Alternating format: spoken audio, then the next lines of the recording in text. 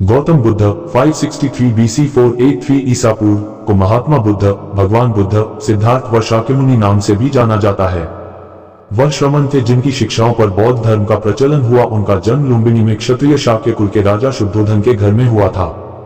उनकी मां का नाम महामाया था जो कुलीय वंश से थी, जिनका इनके जन्म के 7 दिन बाद निधन हुआ। उनका पालन महारानी की छोटी सगी बहन महाप्रजापति गौतमी ने किया। बुद्ध का गोत्र गौतम था। बुद्ध का वास्तविक नाम सिद्धार्थ गौतम था। उनका जन्म शाक्य गणराज्य की राजधानी कपिलवस्तु के निकट लुम्बिनी में हुआ था। बुद्ध के जन्म के 7 दिन के भीतर ही उनकी माता का देहांत हो गया था। उनका पालन पोषण उनकी मौसी गौतमी ने किया था। शिशु का नाम सिद्धार्थ रखा गया था। शाक्य वंश के राजा शुद्धोधन सिद्धार्थ के पिता थे। सिद्धार्थ के जन्म से पूर्व हुई भविष्यवाणी से परेशान होकर उनके पिता ने उन्हें तपस्वी बनने से रोकने के लिए राजमहल की परिधि में रखा। गौतम राजसी विलासिता में पले बड़े। बाहरी दुनिया से आक्रांत, नृत्य करने वाली लड़कियों द्वारा मनोरंजन, ब्राह्मणों द्वारा निर्देशन और तीरंदाजी, तलवारबाजी, कुश्ती, तैराकी और दौड़ में प्रशिक्षित किए गए थे। कम उम्र में ही उनका विवाह राजकुमारी यशोधरा से करा दिया गया।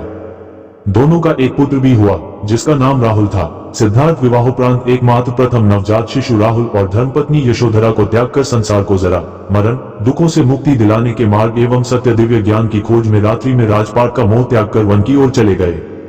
वर्षों की कठोर साधना के पश्चात बोध गया, बिहार में बोधि वृक्ष के नीचे उन्हें ज्ञान की प्राप्ति हुई और वे सिद्धार्थ गौतम से सिद्धार्थ ने अपने प्रश्नों के उत्तर ढूंढने शुरू किए।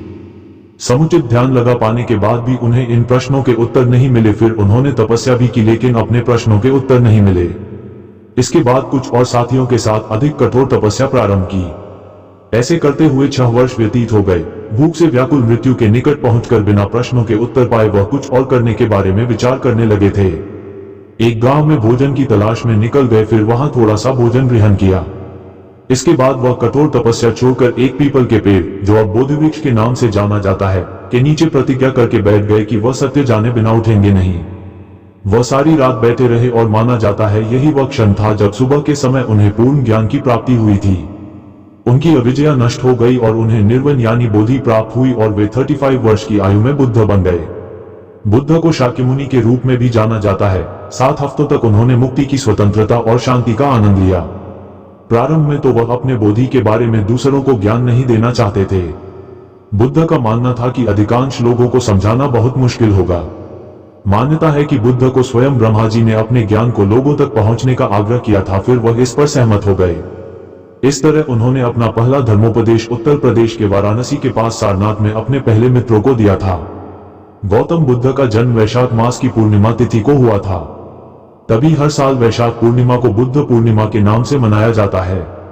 राजकुमार के रूप में जन्मे गौतम बुद्ध ने सत्य के लिए राजपाट और घर को छोड़ दिया था और सत्य की प्राप्ति होने के बाद उन्होंने अपने ज्ञान का उपदेश दिया। गौतम बुद्ध के उपदेश जीवन को बिना राग द्वेष के जीना सिखाते हैं। उनके उपदेश केवल बौद्ध मतावलंबियों के लिए ही नहीं बल्कि हर किसी के लिए उपयोगी है। गौतम बुद्ध के ये उपदेश लाइफ को बड़ी ही आसानी से जीने की शिक्षा देते हैं।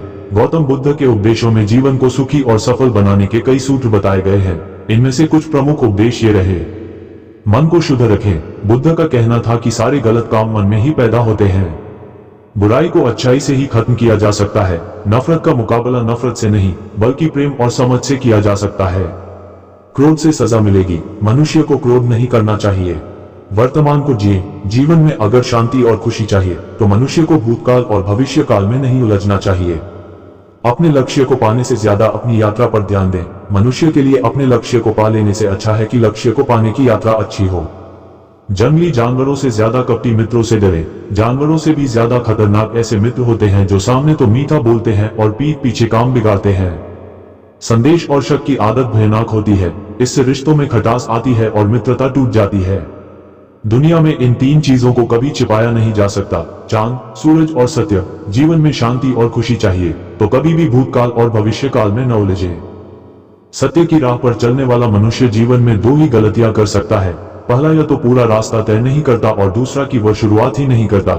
जो व्यक्ति अपना जीवन को समझदारी से जीता है उसे मृत्यु से भी डर नहीं लगता।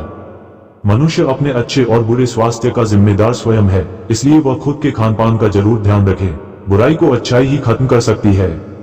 बुद्ध उपदेश देते हैं कि बुराई को बुराई से खत्म नहीं किया जा सकता है बल्कि ये और बढ़ जाती है। घृणा, नफरत, दुश्मनी को खत्म करने के लिए प्रेम की ही जरूरत पड़ेगी। इसलिए किसी के बुरा बोलने पर भी उससे प्रेम भाव रखें। मन में मोह ना रहे, जितना ज्यादा सांसारिक चीजों के प्रति मोह होगा उतना ज्यादा दुख होगा। इसलिए संसारिक वस्तु से लेकर मनुष्य, जानवर, पक्षी के प्रति मोह का भाव ना रहे बल्कि दया का भाव रहे। शरीर को स्वस्थ रखना है जरूरी। शरीर निरोगी होने पर मन स्वस्थ रहता है। तन को स्वस्थ रखकर ही मानसिक विकारों से दूर हुआ जा सकता है। हमेशा वर्तमान को अच्छा बनाने की कोशिश करनी चाहिए। भविष्य में क्या होगा या भूतकाल में क्या हो चुका, इस बारे चिंता नहीं करनी चाहिए। खुशियां बांटे। खुशियां बांटने से जीवन बढ़ता है। ठीक उसी तरह से जैसे एक मोमबत्ती से कई सारी मोमबत्तियां जलाई जा सकती हैं, लेकिन इससे उस एक मोमबत्ती की आयु पर असर नहीं पड़ता।